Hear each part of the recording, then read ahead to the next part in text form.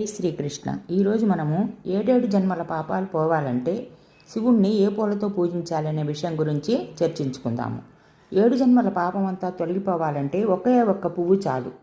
ఒకే ఒక్క పువ్వును ఆయన ముందు ఉంచితే సమస్త దోషాలన్నీ హరిస్తాడట. కైలాసవాసుడికి ఎంతో ఇష్టమైన పువ్వే ఉమ్మెత్త పువ్వు. ఆ పువ్వుని శివుని దగ్గర ఉంచితే వేడుకుంటే భక్తులకు మోక్షం సిద్ధిస్తుంది. శివాలయాల్లో ఉమ్మెత్త పువ్వులతో అభిషేకం ప్రత్యేకంగా జరుగుతుంది. మాంగళ్య భాగ్యం లభించాలంటే శివుడిని ఉమ్మెత్త పువ్వులతో అర్చించాలి. ఉమ్మెత్త పువ్వులతో తయారు చేసిన మాలను శివుడికి అర్పించటం వలన మనం కోరుకున్న కోరికలన్నీ నెరవేరుతాయి. ఆ పూలతో శివయ్యను పూజించటం వలన దరిద్రం పోవటమే కాకుండా ఎటువంటి దోషాలున్నా కూడా తొలగిపోతాయి. ప్రదోష సమయంలో శివుడిని దేవతలు స్తుతిస్తారు.